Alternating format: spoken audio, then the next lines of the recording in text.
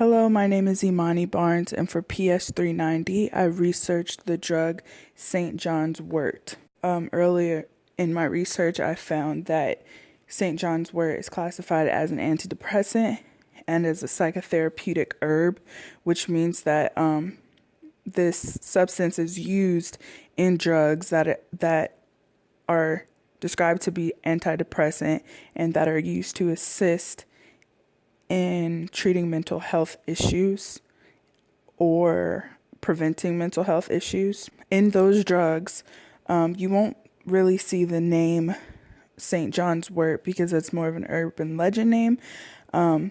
You'll see its active chemicals, which there are quite a few, including many flavonoids. But the most that you will see are hypercin and hyperforin. And hypercin is the most researched and studied in vitro chemical of St. John's Wort. And for that reason, like I said, when you come across a drug that contains St. John's Wort, you'll actually see hypercum or hypercin. Some other street names aside from St. John's Wort is SJW, John's Wort, Klamath Weed, Ivy Amber, Demon Chaser, Hard Hay, Rosin Rose, Goat Weed, and Happy Pills. Even though this drug may seem like it would be illicit because of all the street names, questionable street names that it has, it's not a controlled substance or a scheduled drug. It's an herb that you can find in many backyards, different streets all around the world. It just has, in order to sell the drug and mix it into other drugs, you have to follow regular FDA regulations and U.S. supplemental laws. And if you don't, you can be fined and you can even face a little prison time. But if you do grow it yourself in your own backyard, you won't be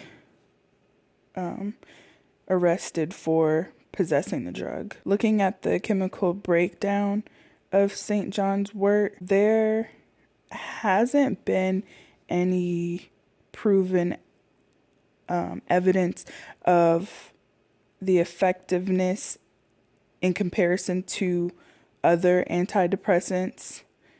However, as I said before, hypercin and hypercum have been studied and have been used in many other antidepressants. However, St. John's Wort is not a superior drug for antidepression. The chemical structure of SJW, St. John's Wort, is similar to that of aloe vera, which is also used to relieve pain, as opposed to oxytocin, because there's the pill form and a more complex chemical structure. Some history of the psychotherapeutic use of St. John's Wort dates back all the way to early Greek philosophers and physicians that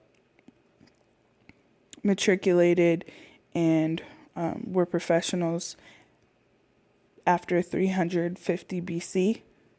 Back then, they used the drugs for illnesses and everyday pains and some things such as snake bites, some poisonous reactions like to poison ivy, and then first some not so serious issues like menstrual cramps, sciatic nerve pain. But even back then, it was still used for anti-depression. And later on, during medieval times, the Welsh and some people in like Britain used the drug to ward off evil spirits, to weaken people who were believed to be witches and warlocks, to weaken their power and to protect homes from evil spirits and other demons. And after that, like once Christianity started to spread, the Christians named the drug after Saint John because, well, it's believed to be because the drug or the herb, the plant, it blooms close to his celebrated birthday, which is June 24th. In 2006, St. John's wort was found to have therapeutic effectiveness for alcoholic relapse and for pain, but that was in relation to the hypercum and hypersin that is in SJW. And later studies reported that this drug is mostly used by people with depression, as opposed to people who want to soothe physical pain. And in 2008, SJW was found to correlate with skin health. So the specific study that I read compared 3 different oils. Well, actually, one was just water, but they presented it as oil. Another was a previous oil, and the third was a new oil that contained St. John wort, which the other 2 did not. And the other 2 didn't positively affect the skin, but the one containing St. John's wort did. And so along with situations like oil to treat dry skin or wounds, St. John's wort is sold or used in an herb form and in a capsulated form or a pill. So with the herb, they usually just dry it out, bag it up, and either inhale vapor containing St. John's wort or drink it as tea or cook with it. And the oil is usually rubbed on the skin for pain or for skin issues, or dropped into water to be drinking as tea, or just dropped directly into the mouth. And the pills are usually taken orally or dropped into a cup of water for tea. So looking at the pharmacology of SJW, as I stated before, hyperforin is what is mostly studied when trying to figure out what neurotransmitters are inhibited by the use of SJW.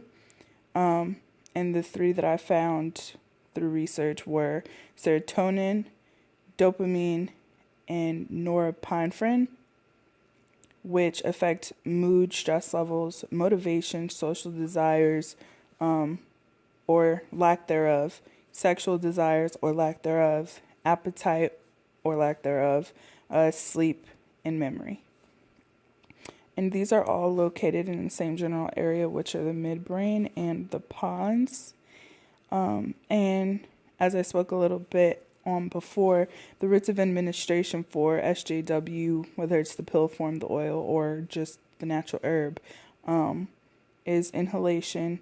Some people may actually smoke the herb, vaporization, dropping the herb in boiling water and inhaling the vapor that comes from that, or dropping oil in the water and inhaling that. Transdermal is rubbing the oil on the skin, and oral is digesting supplements that contain SJW or drinking tea that contain the herb, or dropping oil into the mouth. And oral administration of SJW is what is mostly discussed when in relation to metabolism, because when taking the oil or drinking the tea, the SJW is separated from water in the large intestine, which then sends it to the bloodstream. And that is what sends the chemicals of SJW to the brain and causes the antidepressant effects. The toxicity of SJW is, as most teas, you must take like an extreme amount of SJW for it to cause any physical or mental harm. And when I say extreme, that means nonstop, everyday injection or digestion of SJW and its chemicals. But if you do take an excessive amount, maybe, for example, 13 cups of tea containing solely SJW herbs, you may experience things such as lucid or vivid dreaming, gastrointestinal discomfort, and anxiety.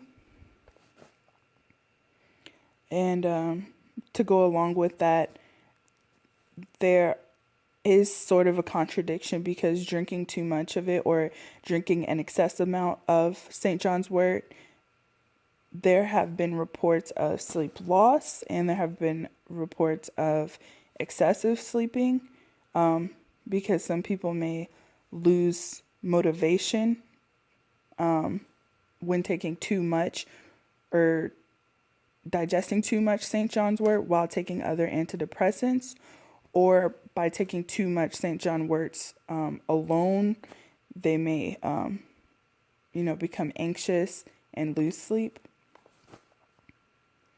There are no reports of addiction or abuse of St. John Worts, only warnings that I have been able to find. And along with those warnings, the only suggested treatment is immediately quitting use or digestion or intake of St. John Worts or any drug that may contain the same chemicals that St. John Wort contains.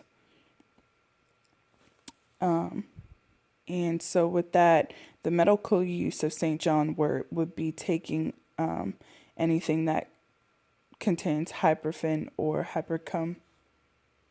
And so specifically talking about St. John Wort, people will take supplements, and that's the only really described medical use. Two related drugs of St. John Wort would be marijuana and Prozac. Prozac is another antidepressant, and marijuana is another herb that can cause lucid dreaming and is taken orally and through inhalation. So thank you for listening to my findings on St. John Wort, and goodbye.